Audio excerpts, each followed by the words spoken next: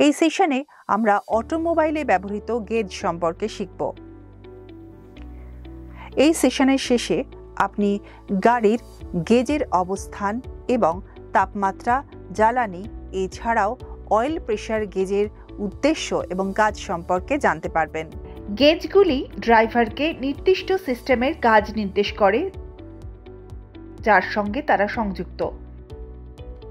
এই গেজগুলি গাড়ির ড্যাশবোর্ডে অবস্থিত। কিছু ইলেকট্রিক্যাল গেজ নিম্নরূপ: fuel gauge balancing coil type, temperature gauge balancing coil type, oil pressure gauge balancing coil-এর ধরন।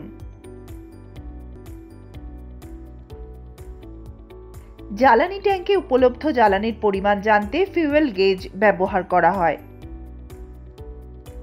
এটি একটি ট্যাঙ্ক ইউনিট এবং ইন্ডিকেটর ইউনিট নিয়ে গঠিত। দুটি ইউনিট ইগনিশন সুইচের মাধ্যমে ব্যাটারির সঙ্গে একটি মাত্র তারের মাধ্যমে সিরিজে সংযুক্ত থাকে। ইগনিশন সুইচ চালু হলে উভয় ইউনিটের মধ্যে দিয়ে কারেন্ট চলে যায়। ইউনিট জ্বালানি ট্যাঙ্কি এবং ড্যাশবোর্ডে নির্দেশক ইউনিট লাগানো হয়।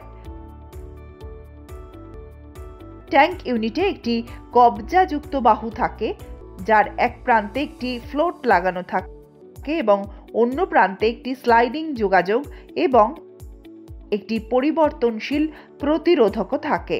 স্লাইডিং কন্ট্যাক্টস রেজিস্ট্যান্সের সমানুপাতে চলে।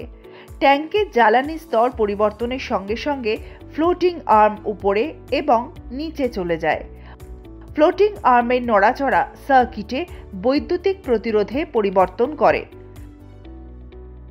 প্যানেল বোর্ডে গেজ ইউনিট লাগানো হয়।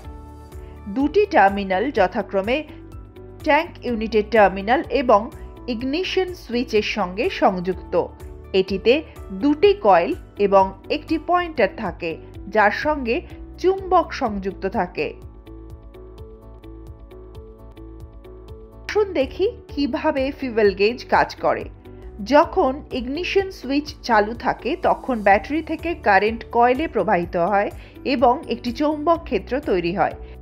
ট্যাঙ্কটি পূর্ণ হলে ফ্লোট উপরে ওঠে এবং স্লাইডিং কন্ট্যাক্টটিকে রেজিস্ট্যান্স কয়েলের উচ্চ প্রতিরোধের অবস্থানে নিয়ে যায়।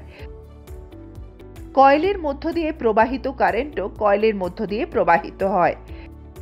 চুম্বকত্ব দুর্বল হয়ে পড়ে।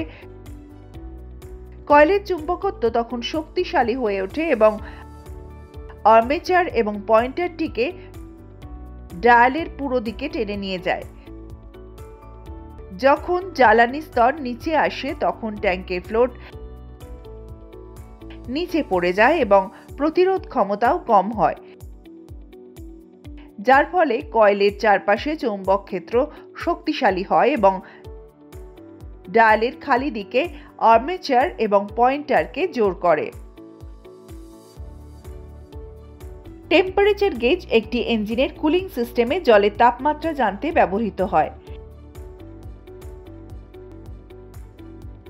ড্রাইভারকে ইঞ্জিনের অতিরিক্ত গরম হওয়ার বিষয়ে সতর্ক করে। এতে একটি ইঞ্জিন ইউনিট থাকে যা প্যালেট আকারে সিলিন্ডারের মাথায় ইঞ্জিন কুল্যান্টে বা সিলিন্ডার ব্লকে নিমজ্জিত থাকে। এটি বিশেষ উপাদান দিয়ে তৈরি যার বৈদ্যুতিক প্রতিরোধ তাপমাত্রা কমানো হলে বাড়তে থাকে এবং তাপমাত্রা বাড়ানো হলে কমতে থাকে সঙ্গে প্রদান করা হয় এবং এটি প্যানেল বোর্ডে লাগানো হয়। ড্যাশ ইউনিটে একটি ডায়াল পয়েন্টার, একটি চুম্বক এবং কয়েল থাকে। টার্মিনাল ইগনিশন সুইচ এবং ইঞ্জিন ইউনিটের সঙ্গে সংযুক্ত। অপারেটিং কারেন্ট ইগনিশন সুইচের মাধ্যমে ব্যাটারি থেকে সরবরাহ করা হয়। কুল্যান্টের তাপমাত্রা বেড়ে গেলে ইঞ্জিন ইউনিট গরম হয়ে যায়। ইঞ্জিন ইউনিটের তাপমাত্রা বেশি হলে প্রতিরোধ ক্ষমতা কম হয় এবং বেশি কারেন্ট নির্দেশক ইউনিটের ডান কয়েলে চলে যায়।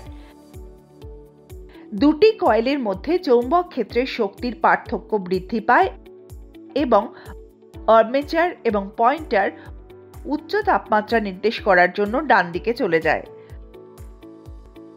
তখন ইঞ্জিন কুল্যান্টের তাপমাত্রা কমে যায়। তখন প্রতিরোধ ক্ষমতা বেশি হয়ে যায়। বাম কয়েলের মধ্যে দিয়ে কম কারেন্ট প্রবাহিত হয় এবং চৌম্বক ক্ষেত্র কম হয়ে যায় এবং আর্মেচার এবং পয়েন্টারকে বাম দিকে সরে যায়, যা নিম্ন তাপমাত্রা নির্দেশ করে।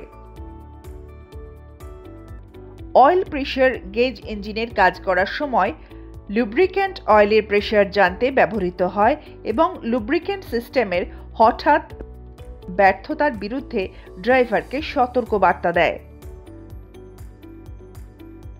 দুই ধরনের অয়েল প্রেসার গেজ আছে, যেগুলো হলো বোর্ডন টিউব টাইপ গেজ নন ইলেকট্রিক এবং ব্যালেন্সিং কয়েল টাইপ বৈদ্যুতিক। বোর্ডন টিউব গেজ আজকাল ব্যাপকভাবে ব্যবহৃত হয় না, কারণ এর কিছু ত্রুটি রয়েছে, যেমন সংযোগকারী নলটি জয়েন্টগুলিতে লিক করে। আধুনিক যানবাহনে ব্যালেন্সিং কয়েল টাইপ বৈদ্যুতিক কয়েল প্রেসার গেজ ব্যবহার করা হয়। অয়েল প্রেসার গেজ দুটি ইউনিট নিয়ে গঠিত, ইঞ্জিন এবং ড্যাশ ইউনিট। ইঞ্জিন ইউনিটে একটি ডায়াফ্রাম স্লাইডিং কন্ট্যাক্ট পরিবর্তনশীল রেজিস্ট্যান্স থাকে। ড্যাশ ইউনিটে দুটি কয়েল এবং একটি পয়েন্টার থাকে, যার সঙ্গে একটি চুম্বক সংযুক্ত থাকে।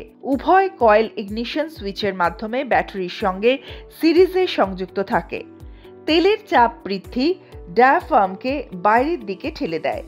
এই ক্রিয়াটির ফলে ইঞ্জিন ইউনিটে প্রতিরোধ ক্ষমতা বৃদ্ধি পায়। ড্যাশ ইউনিটের ডান দিকের কয়েল বাম দিকের কয়েলের চেয়ে চৌম্বকীয়ভাবে শক্তিশালী হয়ে ওঠে, ফলস্বরূপ এবং পয়েন্টার ডান দিকে সুইং করে উচ্চতর তেলের চাপ নির্দেশ করে। মূল সুইচে কি ঢুকিয়ে চালু পজিশনে চাবি ঘুরিয়ে দিন।